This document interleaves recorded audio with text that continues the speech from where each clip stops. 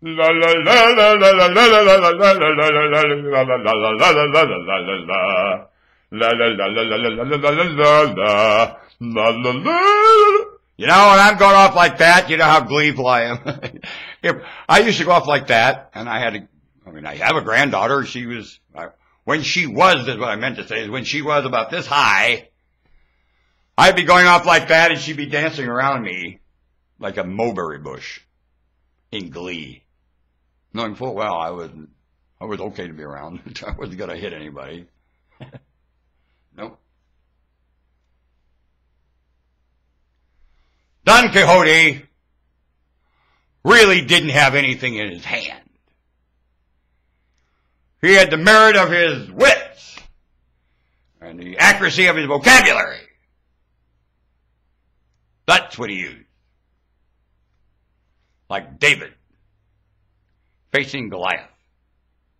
Or like Christ facing the back room in Judea and negotiating behind the scenes, moving mountains. That's what he did. Causing coherency.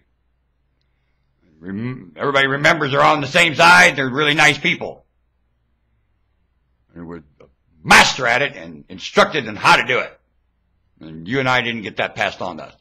Even though there's a few tidbits in there if you're laying your alms at the altar. Itch, itch, itch. And you remember you have odds with somebody. Walk away now and go make up with them. And then come back and talk to the Lord. You remember somebody has odds with you. Make up with them. Then come back and talk to the Lord. Don't be sitting there pounding your chest when you know you have millions of enemies in your heart. Millions of enemies in their heart with you. And you're walking around content like life's just fine. And you have a relationship with the Lord. Bah! That's what Christ said. That ain't what he did. Of course, the ones that had the most against him were the apostles. Most everyone else didn't. That's no kidding. I think they kept everyone else stirred up. Their disappointment did. The 12. That means Jesus was the 13th apostle. Who was more apostle, the 12 or Jesus? Jesus was really the only apostle. He was the only one really learning. He was putting two and two together and adding together and passing it on and engaging like with it. The others were doing this. Possibly Judas had more merit. I don't think you get the accurate report on Judas. More than likely he did not hang himself at all. Whatever they say happened to Judas, more likely did not happen to Judas. Whatever they say he did is more likely what he did not do. Isn't it? Does that happen going today? Some of these reports today, what they say happened is more likely what did not happen. Isn't it? Like, what is it? My brain. The guy that supposedly killed Kennedy. Won't come to my head right now, I'm sorry. He's more likely, if he did fire any shots, God knows where they went. Although he was capable and blah, blah, blah, blah, blah. Bah! But it didn't happen. Not that way. He couldn't make the bullets come from all kinds of directions. Not from that one place. So, I mean, there's just too many holes in the whole thing. And when you look at the scene, the probability of that man's motive compared to the probability of so many other motives, and the evidence of how it took place, and you understand his probabilities don't match a lot of other probabilities and potentials. And the possibility can come from all over.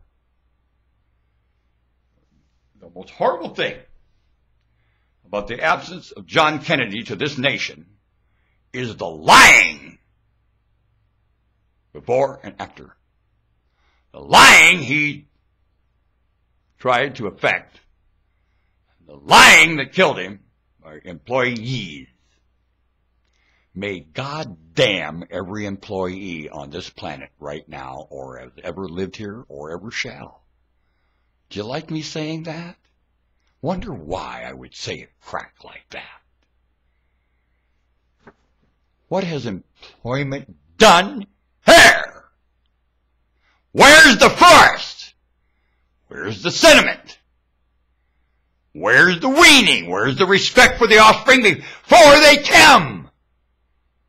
Where's the environment worthy of anyone here? Socially. Where? Believe you me, you didn't get here without it. Where is it? Well, that absence I don't tolerate. You, and when you do, you ain't living up. And with this tone of voice, and glee and passive in your heart, you say something. When nothing's getting said. Now, when something's getting said, you won't hear this tone of voice in me. When the conversation gets started and people are backing up, matching wits, and everyone realizes they're a blasted fool and nobody's walking around certified and official, maybe I won't be so worked up. Because there won't be any of this deceiviate positioning and calling it authority. And I mean it. The employees in a coffee shop have more bigotry in their soul than any police officer holding a gun right